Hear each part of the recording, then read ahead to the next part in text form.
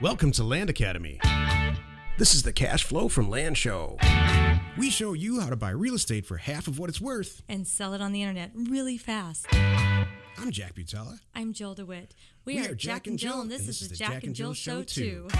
With over 15,000 completed transactions, we're the experts at acquiring property. Of all kinds, not just land. For half price and flipping them for way more. All right, let's get this show started.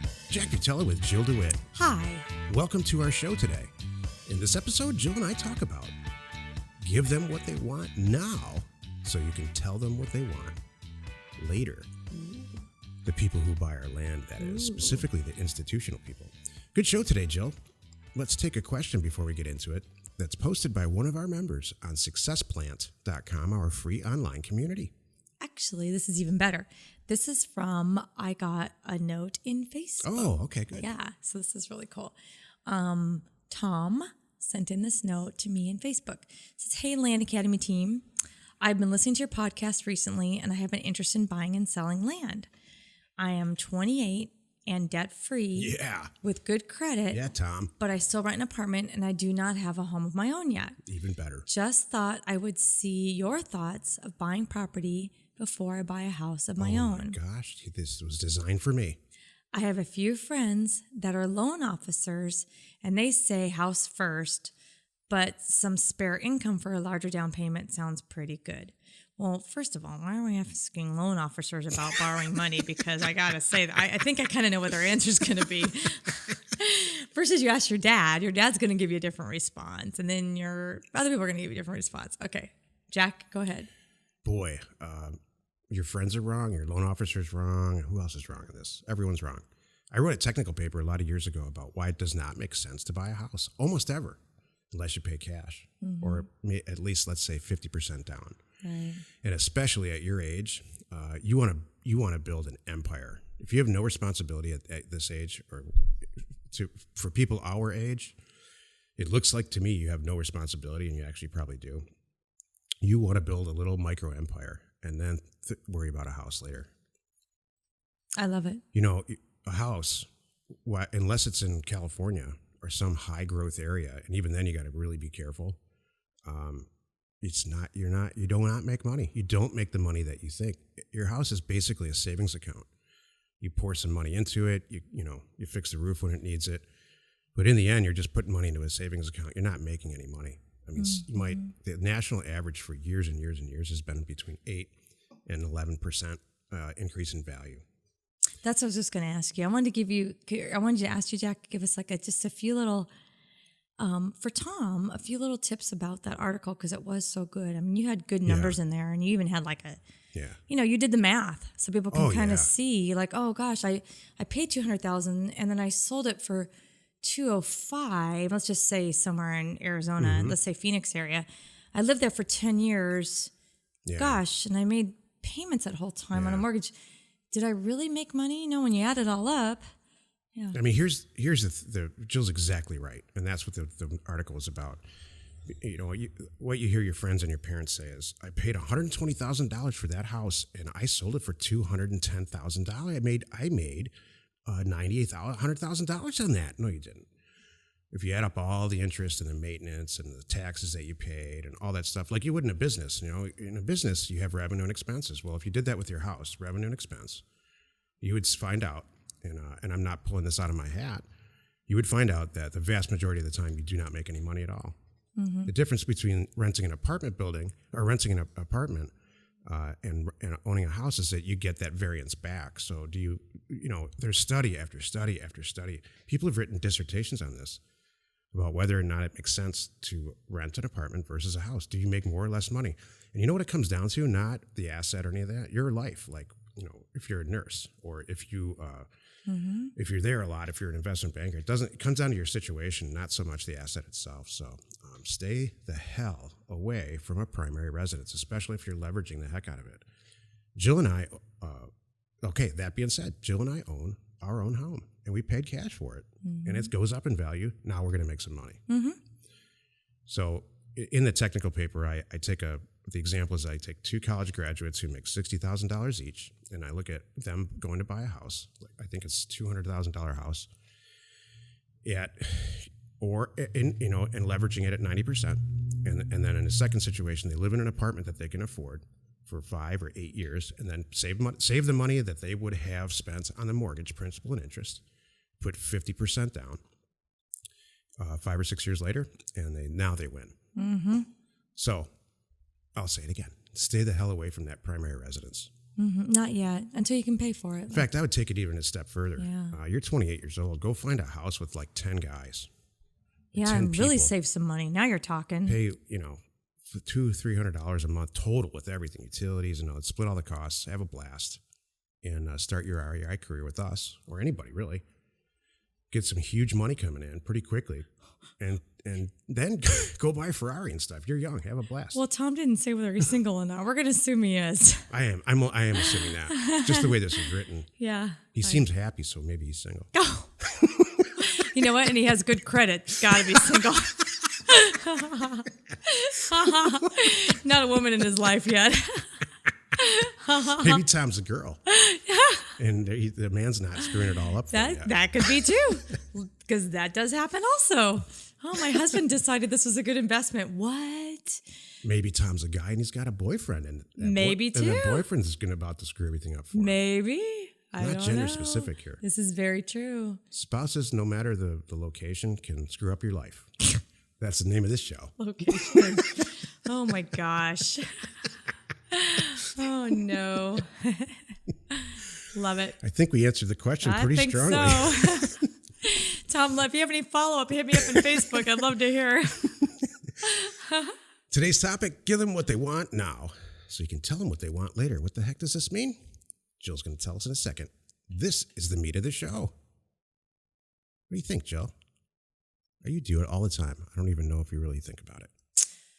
I do. As a head salesperson of all these crazy companies we have. Yeah. This is really a land stay discussion, our land business discussion. Houses too. Well, and That's houses really, too. I wrote this over houses because we do it with houses all the time. That's true. And our people that buy from us. So this is really about making them happy, giving them something that they want. Oh my gosh, I can't believe I just bought that property from you as a wholesaler. I turned around, cleaned it up, dressed it up, took pretty pictures, whatever you want to do to it. And I just made that much more. Oh my gosh. Jill, what else do you have for me? Bingo. Thank you. You gave them what they want. That's it. Especially on the first deal. Yep. I guess this is done. Because then 3 deals from that, you're gonna call them, or they're gonna call you and say, I really want this property, but it makes sense at I know you want $10,000 for it, but it makes sense to me at 8. Mm-hmm. And then you can say, hey, remember those 2 deals? How much money did you make on those? Mm-hmm. You might not make as much money on this one, but this is the price. Mm-hmm. So you gave them what you wanted in the beginning, and now you're telling them what you want later. How many times do you go to a restaurant? You check it out the first couple of times, you sit there, you finger it, and then it grossly exceeds your expectations. Service, and it's great, and the food's great. We had an experience like that last night, actually. We did. And then you just keep going. You go back forever. You stop looking at the prices on the menu. You know that it's going to be great. And Yeah, you don't care. No, and then you say, I even say, hey, just put something in front of me. I love this place. Mm-hmm. I'm not even going to look. I'll eat it. So that's the whole model there. We do it with houses. Jill and I sell, we wholesale houses to a very small group of rehabbers, flippers. And we make a big show out of the fact that we only mark them up $10,000 every deal. They don't even ask anymore. It's they funny. know if it's coming from us, it's a good deal. We marked it up $10,000, and they love us. They call us for more all the time. Yeah, it's consistent in its value, and it's doing the right thing, and all of that.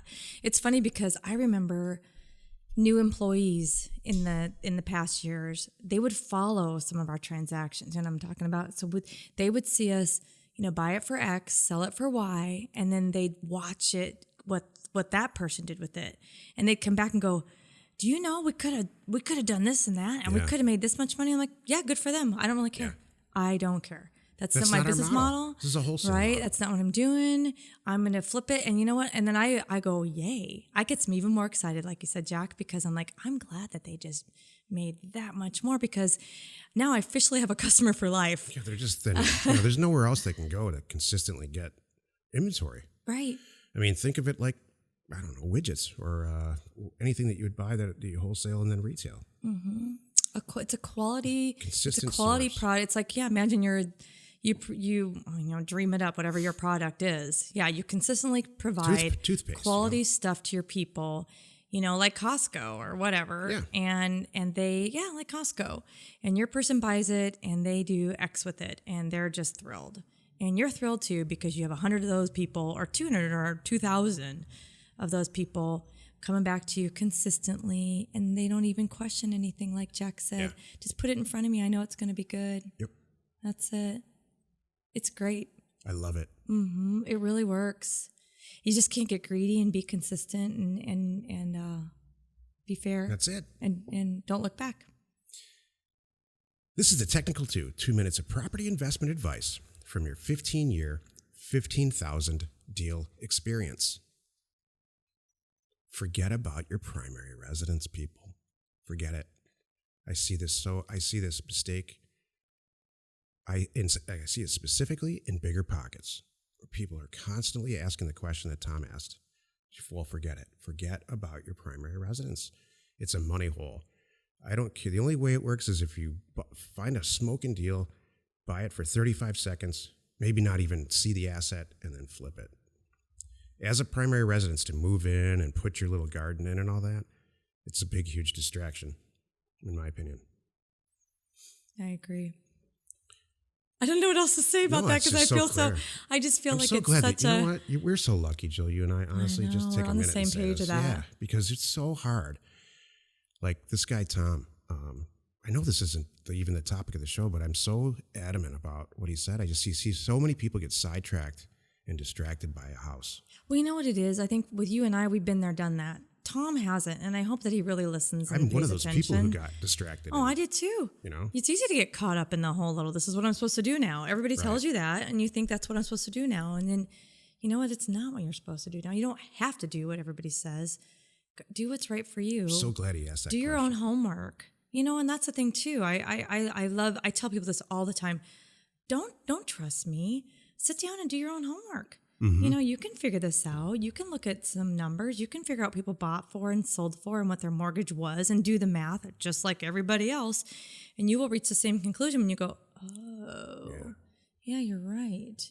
If you read your mortgage, the first page of it, it says on a $120,000 house, for example, you have to, by law, disclose the full value of the payments, the full amount of payment, like principal and interest. So a $120,000 house, right on the first page, it'll say you are signing up to pay at XYZ a month until you pay off $300 or something stupid. $420,000. Yeah. Why do we all not run from that? Right. If you actually sit there and actually do that. So if you live there for 30 years, 30-year fixed mortgage. You really paid $400 for it. Yeah. You paid, and so is your house going to be worth $400,000 30 years from now? No. I doubt it. Isn't that silly? And we never mentally think that. We mentally think, I bought it for $120. No, you didn't. You bought it for $400. That's right. And now you're selling it for $450. Oh, Jill, that's a good way to look at it. So you really didn't make any money. I mean, it's a little bit of a mental thing. That's how everyone who does a mortgage should go into it. They should really go into look at that first page, look at that end number with all the interest and everything calculated over whatever the term is, 15 or 30 years, and say, that really is the sales price. Do you want to do that? And then you start refining and all that. And you start the clock over again. Trust me, it's a bag of tricks. It is. 50% loan to value. Don't refi unless it's just an interest refi only. Never give back any equity. And 50% loan to value. Yeah. Or all cash. Or buy a nice condo, Tom. Yeah. Save up and buy something for $150. Buy a condo that you don't have to take care of. You don't pour any money into it. And you'll always have a reasonable HOA. Try to get it from a bank so it's ultra cheap. Yeah. Stuff like that. I love it. And then if you ever move around, you rent it out and you have a little income. Yeah. Oh, isn't that nice? Let's think about that. Sounds a little familiar, actually. Yeah, it does. If you have a question or you want to be on the show, call 800-725-8816. Jill, inspire us. Don't look back. Yeah. Stop analyzing last Listen year. To you. I like your forceful inspiration. Thank you. I don't like, hang in there, baby. I'm a little kitten.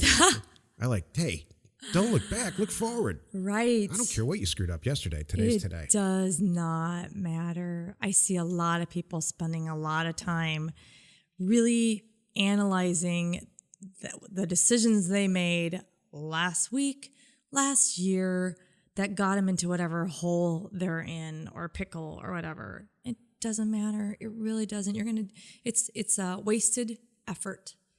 Just pull yourself up and just go forward and make a different decision right now and today. Pull yourself up by the bootstraps. I know there's this Chill day. cliche, but you know what I mean. Just don't look back. It sounds oh yeah, well duh, but we do it all the time. It's easy to fall into that trap. I mean, God, why did I take this job? I don't want to say marry some person. No, you started down that path. Let's into that. Sorry. Not what I meant. No.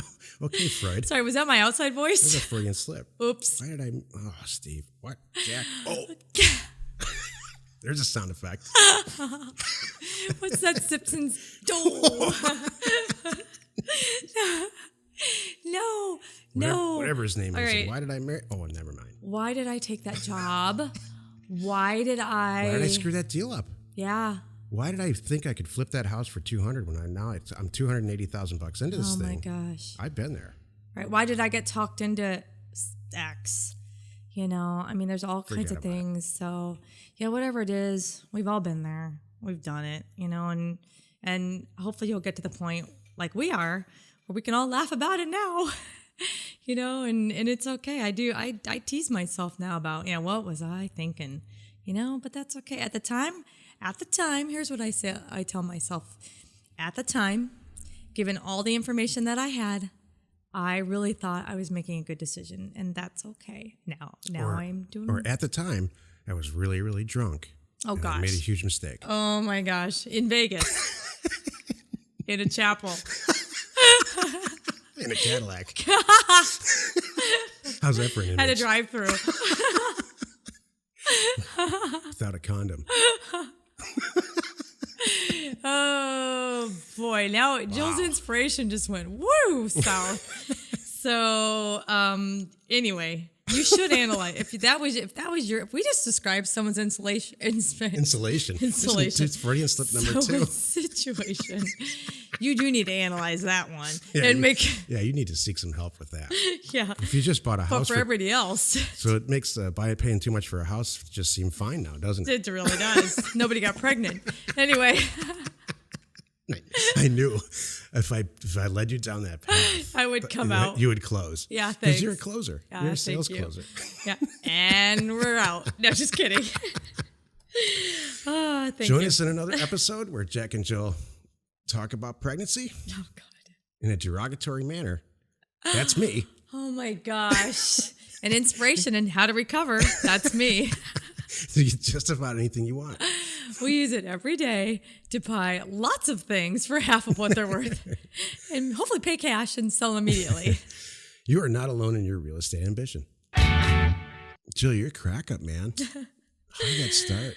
I don't know. You know what's worse? You do lead me down these paths. And I know. It works too. You're tricky. Doggone it. I know. You know exactly what to say, and you just know I'm not gonna think for a quick second, and I'm gonna blurt out something, and then it's like, whoops. It's really funny. That was good. You know what's worse? I see people do, all kidding aside, is they just get down on themselves. You know, it's like, oh, I'm so stupid. You know, there's a huge difference between being stupid and doing something stupid. Yeah. I do stupid stuff all the time. Seriously. I used to do that because I learned it's a learned behavior. Yeah. I learned it from a family member that would beat themselves up, and I would beat myself up, and I'm like, oh, God, I'm an idiot. And then I realized, well, you know what? Then I watched them doing it, and I went, well, that's not right. Yeah. So then I had to teach myself, don't do that. Yeah. And when you really think really about bad is malicious intent. Like if you do something and you're premeditatedly messing with somebody, that's not good. No. But if you make an honest mistake, you step on someone's foot. Yeah. Oh, I'm sorry, man. If you do it on purpose with intent, that's a whole different story. Maybe they deserved it. Yes, maybe they did. Maybe. Or maybe you just need to walk away. Right. Oh, gosh. Here comes a road rage conversation. Let's get this out of here. Let's get out. Let's close while we're ahead. Like in real estate, let's close while we're ahead. Information and inspiration to buy undervalued property. We are Jack and Jill, and this was the Cash Flow from Land Show. We are the experts at acquiring property of all kinds, not just land, for half price just so we can flip it for way more. and really fast. Thanks for listening. Let's go buy some property. If you want to get involved or you need more information about our profitable, niche real estate operation, call 480-467-0359. You just might get Jill at the other end of the line. landacademy.com. You are not alone in your real estate ambition.